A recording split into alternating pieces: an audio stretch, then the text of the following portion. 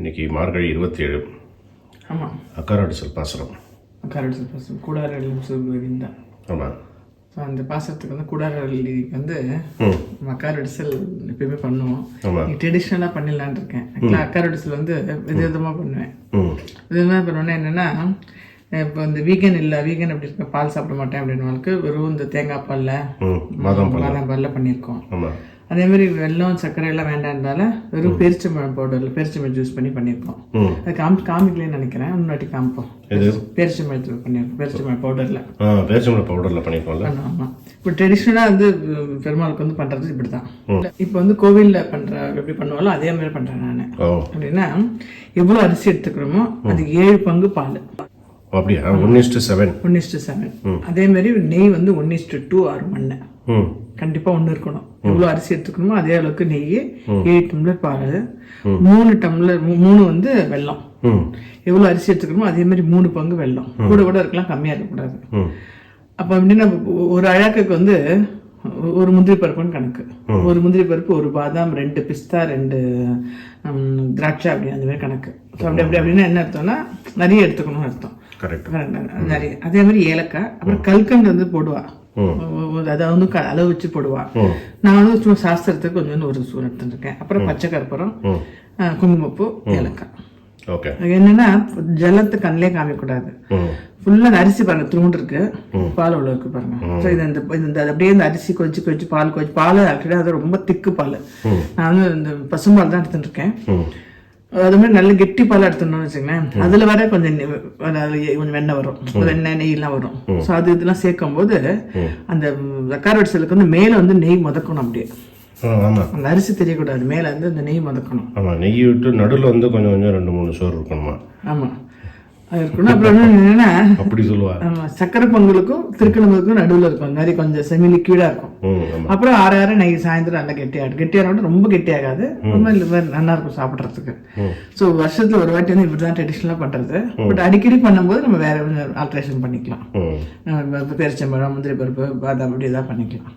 So இது வந்து கோவில்ல பண்றது இதே மாதிரி தான். ஸோ அதே மாதிரி இது மாதிரி வெங்கல பானையில தான் பண்ணணும். அது ஆக்சுவலா குக்கர்ல பண்றதுன்னா விசேஷம் கிடையாது.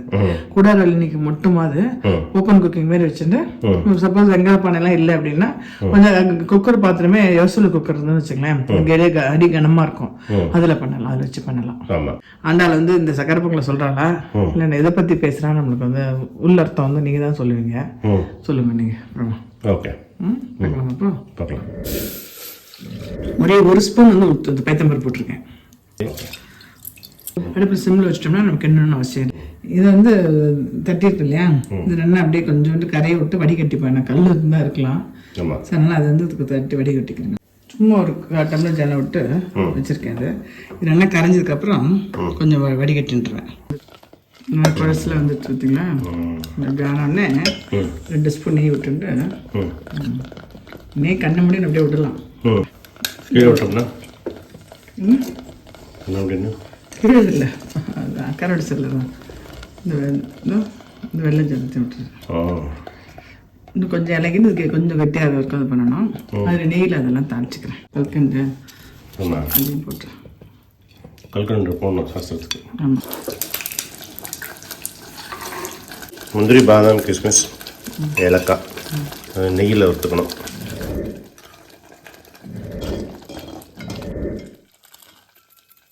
தகட்டிடுமேன்னு பார்த்தேன், உடம்புக்காக அப்படின்னு.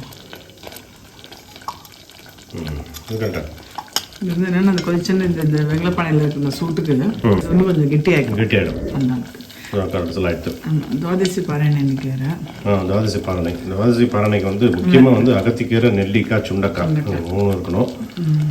அதே மாதிரி தாளிக்கிறது வந்து நெய்யில் இல்லைன்னா தேங்காய் எண்ணெய் தாளிக்கணும். துவாதசிக்கு வந்து நம்ம துவாதசி பாரணை நிறைய போட்டுக்கோம். இன்னைக்கு வந்து நம்ம என்ன பண்ண போகிறோம் அப்படின்னா, சுண்டைக்காயில் வந்து நல்லா சட்னி மாதிரி பண்ணி, அது துவையல் மாதிரி பண்ணி அதை சாத்துக்கு பசஞ்சு போகிறோம். நெல்லிக்காய் தயிர் பச்சடி, அகத்திக்கீரை பொறுத்து. ஓகே, தேங்க்ஸ் அஜி.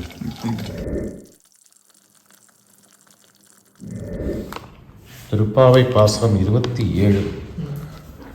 கூடாரை வெல்லம் சீர் கோவிந்தா, உந்தன்னை பாடி பறைகொண்டு யாம் பெறும் சம்மானம், நாடு புகழும் பரிசினால் நன்றாக சூடகமே தோள்வளையே தோடே செவிப்பூவே பாடகமே என்றணைய பல்கலனும் யாமணிவோம் ஆடை உடுப்போம் அதன் பின்னே பார்சோறு மூட நெய் பெய்து முழங்கை வழிவார கூடியிருந்து குளிர்ந்தேலோர் என்பாவாய். இந்த பாசுரத்திலிருந்து நமக்கு வந்து நிறைய விஷயங்கள் தெரிஞ்சுக்கலாம். இந்த காலத்துக்கு வந்து இந்த பாசுரம் வந்து ரொம்ப முக்கியம். நம்ம இந்த பாசுரத்துடைய விளக்கம் வந்து உள் பொருள், உள் அர்த்தம் என்ன, ஆண்டாள் என்ன சொல்லியிருக்கா அப்படிங்கிறது தெரிஞ்சுக்கிறது ரொம்ப ரொம்ப முக்கியம்.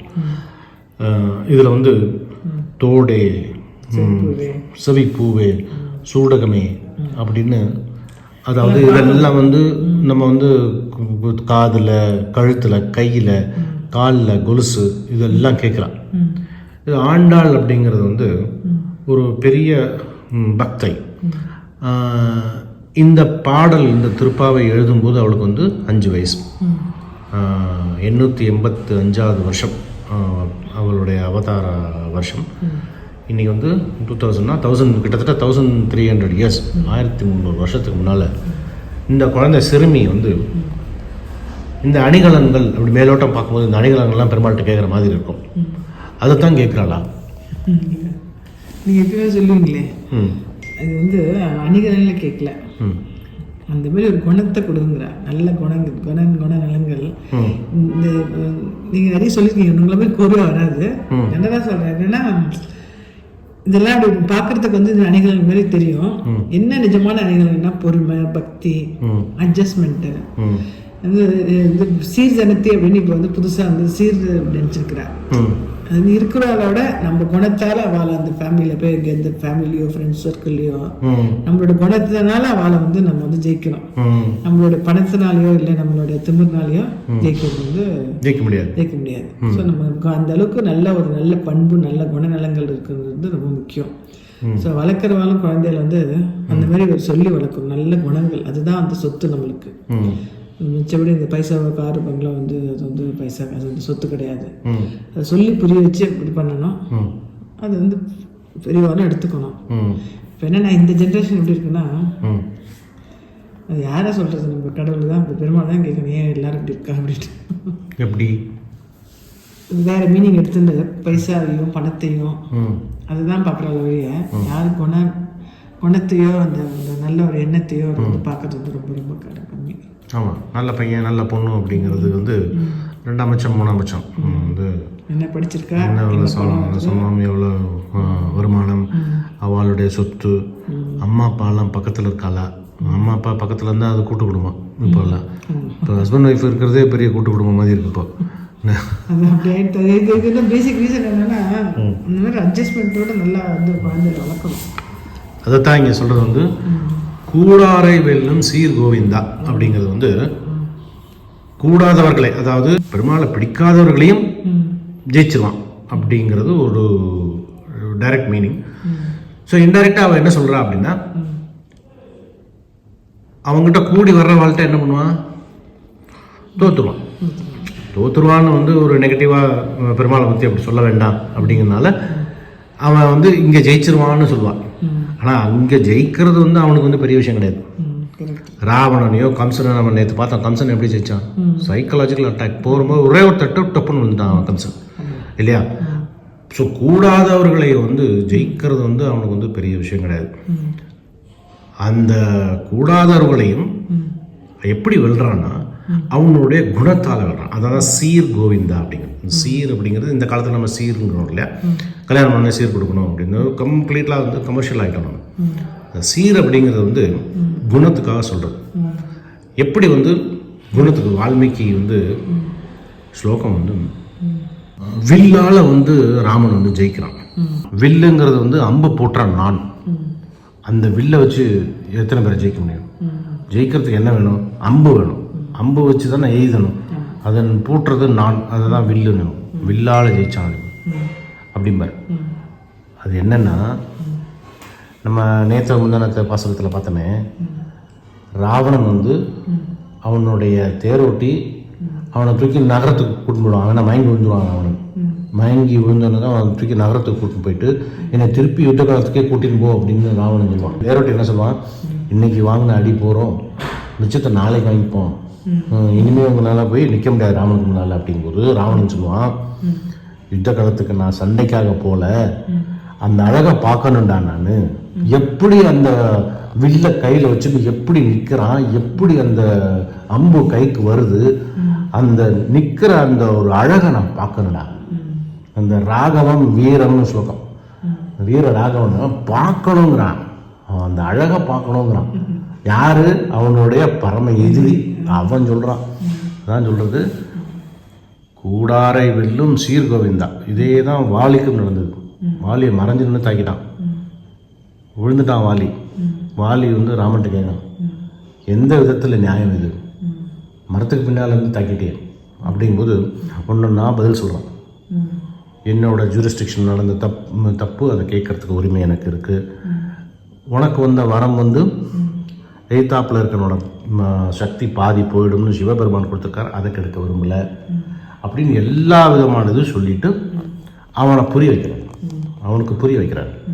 புரிஞ்சதுக்கப்புறம் வாலி வந்து அவனோட ஸ்துதி பாட ஆரம்பிச்சிட்டான், ராமனோட ஸ்துதி பாட ஆரம்பிச்சிட்டான். ராமனோட ஃபேன் ஆகிட்டான் அவன் போகிறதுக்கு முன்னாடி. அதே மாதிரி தான் மண்டோதரி, கணவன் ஒன்று விழுந்து கிடக்கான். அப்போது ராம வைபவம் பண்ணுறான் அவன். என் கணவனுக்கு எல்லாம் இருந்தது, எல்லாம் வீரம் இருந்தது, பக்தி இருந்தது, எல்லாம் இருந்தது, ஆனால் ஒழுக்கம் இல்லை. அந்த அந்த குணத்தையும் சேர்த்து அந்த ஒழுக்கத்தோடு நீ நிற்கிறனால இப்போ நீ நிற்கிற, அதை புரிஞ்சுக்கோ அப்படின்னு அவனோட ஆவி பிரியும் போது அதை சொல்கிறா. காரணம் வந்து அட்லீஸ்ட் இந்த ஆவி போகிறது நல்ல வழியில் போகட்டும் அப்படின்னு மண்டோதரி சொல்லி கொடுக்குறான். அப்பேற்பட்ட குண நலன்கள் என்னைக்கு நிற்கும்? கூடார வெல்லும் சீர்கோவிந்தா, கூடியவர்களுக்காக தோற்றுருவான், தோக்கிறதுக்கு ஆசைப்படுவான் அவன். அந்த குண நலன்கள் எனக்கு வேணும். அந்த குண நலன்கள் எனக்கு வர்றதுக்கு சில அணிகலன்கள்லாம் வேணும் அப்படின்னு இந்த சொல்றான். தோடு, சரிப்பூ, காலுக்கு கொலுசு, அதெல்லாம் வந்து அணிகலன்கள். என்ன அணிகலன்கள் அப்படின்னா, நம்ம ஏற்கனவே பார்த்தோம் திருத்தக்க செல்வம். திருத்தக்க செல்வம் அப்படின்னா, நீ வந்து தாயார் விரும்புகிற செல்வம் உங்ககிட்ட ஒன்று இருக்கு. அது என்ன? உன்னுடைய கடாட்சம். அந்த கடாட்சத்தை எனக்கு கொடுக்குற. இந்த பாவை நோன்பு நான் இருந்துட்டேன், ஆனால் இதுக்கப்புறமும் நான் இருக்கணும் இல்லையா, இதுக்கப்புறமும் நான் தொடரணும், இதே மாதிரியே இருக்கணும், நான் எப்பவுமே இருக்கணும், உன்னைய வந்து சேர்ற வரைக்கும் நான் இப்படியே இருக்கணும். அப்படிங்கும்போது நீ கொடுத்த அந்த கடாட்சம் என் உடம்புல இருக்கணும், என் மனசில் இருக்கணும், என் ஆத்மாவில் ஒட்டின்னு இருக்கணும். அதான் அணிகலன்கள். அதுக்கு தேவை வந்து 8 எழுத்து மந்திரம், திவ்ய மந்திரம், சரம ஸ்லோகம், இந்த மாதிரி உன்னோட துதிகள் பாடணும், உன்னோட பேர் பாடணும். இதுக்கெல்லாம் வந்து எனக்கு நீ ரட்சிக்கணும் அப்படிங்கிறதான் இந்த அணிகலன். இந்த அணிகலனை தான் சொல்லுவா நாடு புகழும் பரிசினால். நாடு புகழும் பரிசினால் இங்கே இந்த இடத்துல பரிசுங்கிறது என்ன தெரியுமா? கிஃப்ட் இல்லை. பரிசுனா நம்ம ப்ரைஸு கிஃப்ட்டுன்னு, கிஃப்ட் கிடையாது. அது மீனிங் வந்து நாடு புகழும் விதத்தில். பரிசுங்கிறது இங்கே வந்து மெத்தட். நாடு புகழும் விதத்தில் எனக்கு இந்த அணிகள் எல்லாம் வேணும். எல்லாரும் போட்டுடணும். ஏன்? அப்பேற்பட்ட குணம் எனக்கு வேணும். அதாவது எல்லாருமே வந்து இப்படி பண்ணணும் அப்படின்னு அவளுக்கு தோணணும். இப்போ எப்படி நம்ம ராமனை பார்த்தோன்னே எல்லாருக்கும் வந்து சரணாகதி பண்ணணும்னு தோணுது. ஏன்? அவனோட குணம். அது மாதிரி எனக்கு அது ஒரு துளி அந்த அணிகலன்லாம் கொடு எனக்கு. நான் வர்ற வரைக்கும் என் உடம்புல கொஞ்சமாவது ஒட்டின்னு இருக்கட்டாது. அப்படி அது வந்துருச்சு அப்படின்னா நான் அருகாமைக்கு வந்துடுவேன். அந்த அருகாமை அப்படிங்கிறது வந்து மார்கழி மாதத்தில் வந்து நம்ம ஏற்கனவே சயின்ஸ் ரீசன்லாம் பார்த்துருக்கோம். அந்த லேயர் ஜோன் எப்படி பக்கத்தில் வருது, சூரியன் எப்படி தள்ளி போகிறது, அந்த சமயத்தில் வெளியே வந்தால் நமக்கு உடம்புக்கு என்ன ஆறுது, உடம்புக்கு வந்து ரொம்ப நல்லது அப்படிங்கிற அந்த சமயத்தில் வெளி ரொம்ப ஆரோக்கியமாக இருக்கும் உடம்புக்கு அப்படின்னு சொல்கிறாங்க. அந்த அருகாமை வந்து என் உடம்புக்கும் மனசுக்கும் நல்லதை கொடுக்குறது. அதான் வந்து அக்கார வடிசல். அந்த ஒரு இனிப்பு கொடுக்கறது. இது வந்து நான் மட்டும் இல்லை, இந்த அனுபவத்தை வந்து எல்லோரும் சேர்ந்து நாங்கள் கூடி இருந்து இதை வந்து குளிரணும்னா ஆனந்தப்படணும், சந்தோஷப்படணும். இதுக்கு எனக்கு இந்த அணிகலன் எல்லாம் கொடு, அதாவது இந்த பக்குவத்தை கொடு அப்படின்னு வேண்டிக்கிறான். ஸோ இதான் வந்து இந்த பாடலுடைய உள்ளர்த்தம். நம்ம கதை வந்து நமக்கு பார்க்கும்போது மகாபாரதத்தில் எப்படி வந்து கிருஷ்ணன் வந்து தன்னுடைய சபதத்தை விட்டு கொடுத்து பீஷ்மருடைய சபதத்தை ஜெயிக்க வச்சான் அப்படிங்கிற கதை வந்து மிகச்சிறந்த உதாரணம் இந்த பாசனத்துக்கு. மகாபாரத யுத்தம் நடக்கிறது, 7ஆம் நாள் யுத்தம் வரைக்கும் பீஷ்மரும் அர்ஜுனனும் சண்டை மாற்றி மாற்றி போட்டுருக்கான். இவன் அர்ஜுனன் வந்து நல்லா கீதா உபதேசம்லாம் கேட்டானா, கேட்டுவிட்டு நல்லா சண்டை போடுவான். பீஷ்மரை பார்த்தோன்னே இந்த காகித அம்பு இருக்கும்ல, அது மாதிரி பீஷ்மர் இல்லை டக் டக்குன்னு போடுவான். பீஷ்மர் அந்த காகித அம்புலாம் பட்டா எப்படி இருக்கும், அது மாதிரி இப்படி தள்ளி விட்டு போய் வரும். தாத்தாக்கும் பேரனுக்கும் அப்படி ஒரு அண்டர்ஸ்டாண்டிங். தேரில் உட்காந்து பாட்டுன்னு இருப்பான் கிருஷ்ணன். என்னடா நடக்குது இங்கே, பீஷ்மர் வந்து இருக்கிற வரைக்கும் நம்ம இந்த யுத்தத்தை ஜெயிக்க முடியாது அப்படின்னு சொல்கிறோம். இது வந்து துரியோதனனுக்கும் கோபத்தை உண்டு பண்ணுது. துரியோதனன் வந்து தாத்தாவை திட்டிடுறான். அர்ஜுனனுக்கு மேலே அவனுக்கு ரொம்ப சாஃப்ட் கார்னர், நீ அவனை தாக்க மாட்டேங்கிற அப்படின்னு சொன்னோடனே அவன் சொல்கிறான், நாளை போரில் பார் அர்ஜுனன் இருக்க மாட்டான், அர்ஜுனை கொண்டுறான் பார் அப்படின்னு சொல்லுவான். அது தெரிஞ்சுட்டு கிருஷ்ணன் என்ன பண்ணுவான், திரௌபதி கூட்டுவான். இந்த கதை தெரிஞ்சிருக்கு இல்லையா? இது வந்து பொருத்தமான கதை. இது திரௌபதியை கூட்டின்னு போய் இந்த பார் அந்த கூடாரத்தில் அப்படியே அங்கேயும் வாக்கிங் பண்ணிட்டு இருப்பார் ஒருத்தர். அவர் காலில் போய் டப்புன்னு வந்துருக்கும். அவள் என்ன ஏதுன்னு கேட்க மாட்டான், கிருஷ்ணன் சொன்னால் செஞ்சிருவா. நேரம் உள்ள போவா, டொப்பு. பீஷ்மர் வந்து தீர்க்க சுமங்கலி பாவா அப்படின்றது. தீர்க்க சுமங்கலின்னா அர்ஜுனன் இருக்கணுமே. அப்போது பீஷ்மர் வந்து கோவப்படுவார் கிருஷ்ணன் மேலே, உன்னோட விளையாடலை பண்ணிட்டேன் அப்படின்னு சொல்லிட்டு, நீ ஒரு சபதம் எடுத்தல, ஆயுதமே எடுக்க மாட்டேன்னு ஒரு சபதம் எடுத்தல, அதை நான் நாளைக்கு முறியடிக்கிறேன் பார், உன்னை ஆயுதத்தை எடுத்து வைக்கிறேன் பார் அப்படின்றவர். அர்ஜுனனுக்கு ஏதாவது பிரச்சனைன்னா தாங்க மாட்டாங்க. யாரு? கிருஷ்ணன். அர்ஜுனனுக்கு ஒன்றுனா தாங்க மாட்டாங்க. என்னவாவது பண்ணி அர்ஜுனனை காப்பாற்றிடும். தனக்கு வருது நோக்கி வச்சுக்கோ, அப்போ வேணா பரவாயில்ல, நீ ஜெயிச்சுக்கோ. ஏன்னா பீஷ்மன் பெரிய பக்தன் ஆச்சேன், பெரிய பக்தன். வந்து இந்த 12 வருஷம் காட்டில் இருந்து 1 வருஷம் அஞ்ஞாத வாசம் இருந்துட்டு இவா வந்து மாளிகையில் பேசின்னு இருக்கா. அப்போ சஞ்சயன் வந்து தூதுக்கு வரான், திருதராஷ்டிரன் அனுப்புகிறான்.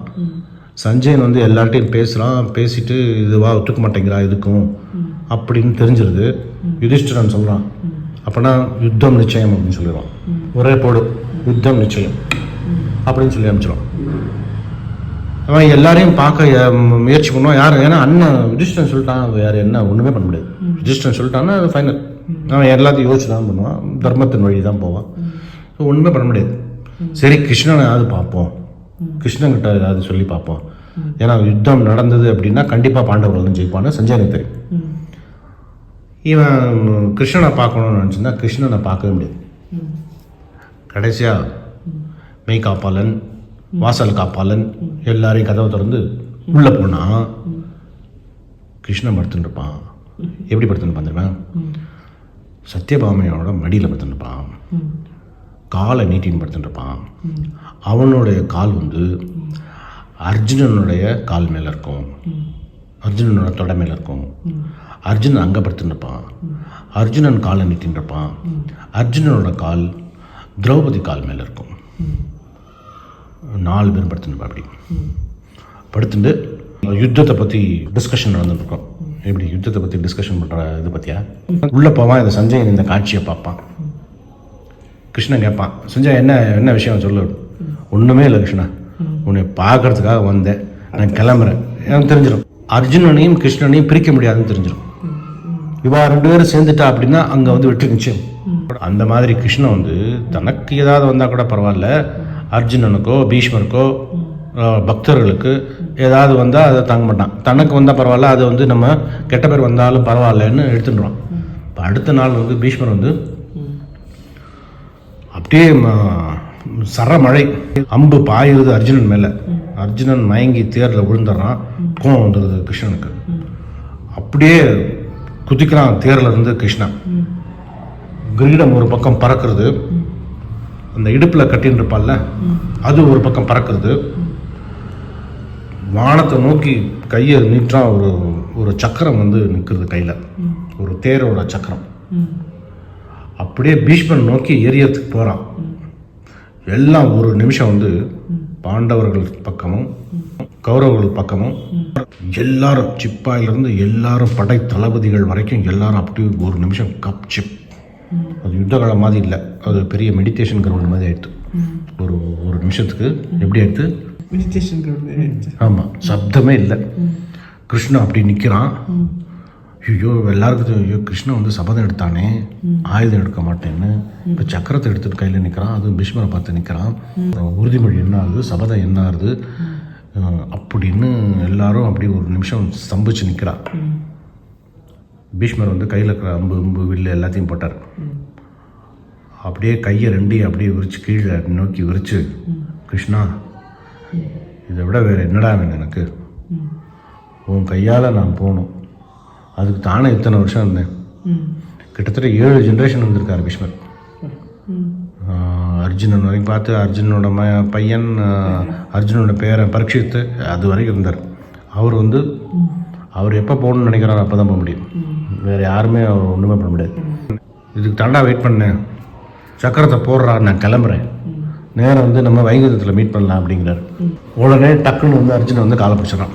கிருஷ்ணா என்ன காரியம் பண்ணுற நீ, சபதத்தை நீ உன் சபதத்தை நீயே முறியடிக்கப்படாது அப்படி இப்படின்னு கன்வின்ஸ் பண்ணுறான். உடனே கிருஷ்ணன், அர்ஜுனா நீ சொன்னனால நான் கேட்குறேன், இல்லைன்னா அந்த பீஷ்மன் இன்றைக்கே கால் முடிச்சிருப்பேன் நான். நீ சொல்கிறனால எப்பேற்பட்ட நாடகம் வர உனக்கு, நீ சொல்கிறனால நான் விட்றேன் அப்படின்னு சொல்லிட்டு திருப்பி தேரில் இருந்து உட்காந்துப்பான்.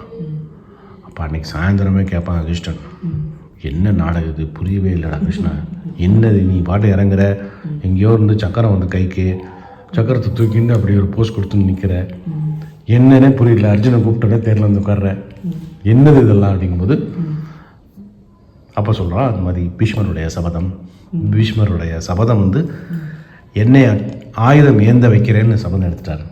அதை தோற்று அதை பார்க்கறதுக்கு எனக்கு மனசு இல்லை, எனக்கு கெட்ட பேர் வந்தால் பரவாயில்லடா, பீஷ்மர் ஜெயிக்கணும், என்னுடைய பக்தன் ஜெயிக்கணும்.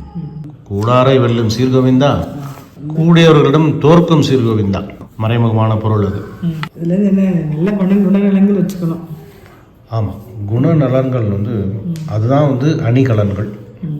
நம்ம அணிகலன் அப்படிங்கிறது வந்து ஒரு உருவகத்துக்காக என்ன சொல்கிறது, எப்பவுமே வந்து ஒரு உருவகப்படுத்துறது வந்து கவிதை இல்லை அதெல்லாம், அதனால் ஒரு உருவகமாக சொல்லுவாள். அதுக்கு பின்னால் இருக்கிறது தான் பார்க்கணுமே ஒழிய நம்ம மேலோட்டமாக பார்த்துன்னு போகவே கூடாது. குழந்தைங்களுக்கு வந்து அந்த காலத்துலலாம் வந்து கிருபானந்த வாரியார் ஒரு சின்ன கதை சொல்லுவார்.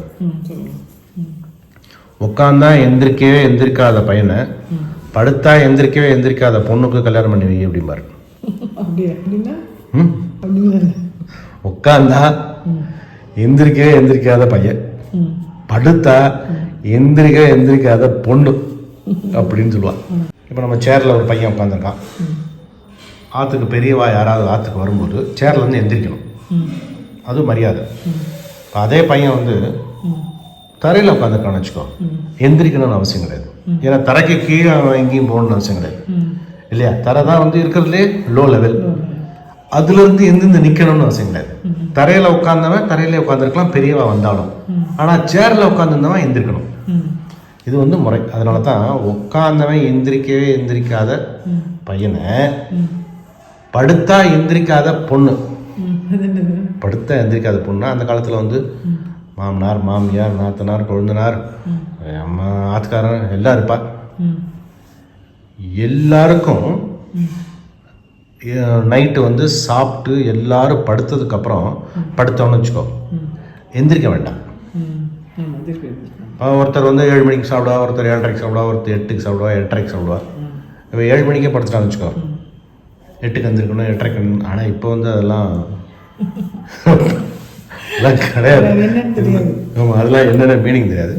ஆனால் படுத்தா எந்திரிக்கவே தேவையில்லாத பொண்ணு அப்படின்னா 9 மணி வரைக்கும் சாப்பிட்றதுக்கு ஆள் இருக்குது அப்படின்னா 9:30க்கு படுத்தான்னு வச்சுக்கோ, நடுவில் எந்திரிக்கணும்னு அவசியம் கிடையாது, யாருக்கும் எந்திருந்து சாப்பாடு போகணும்னு அவசியம் கிடையாது. இந்த மாதிரி குணம் என்ன வேணும் நமக்கு, நம்மளை கூடி வந்தவாளை அவளை ஜெயிக்க ஒத்து அழகை பார்க்கணும். நம்மளை கூடாதவா, அதாவது நம்மளை பிடிக்காதவா, நம்மளை பற்றி தெரியாதவா, அவகிட்ட எப்படி ஜெயிக்கணும், நம்ம குணத்தால் ஜெயிக்கணும். நம்மளுடைய குணத்தால் ஜெயிக்கணும். அதான் ஆண்டாள் சொல்கிறான். இந்த மாதிரி குணம் இருந்தது அப்படின்னா பெருமாள் ஏன் நம்மளை விடப்போறான்? பெருமாள் விட்டுருவானா? இப்படி ஒரு குணம் ஆண்டாள் சொல்லி கொடுத்த குணம் இல்லையா அது? இதை விட்டுருவானா? நம்மளை விட மாட்டான். இதை புரிச்சுக்கணும். கரெக்ட், சொன்னீங்க. Okay, thank you.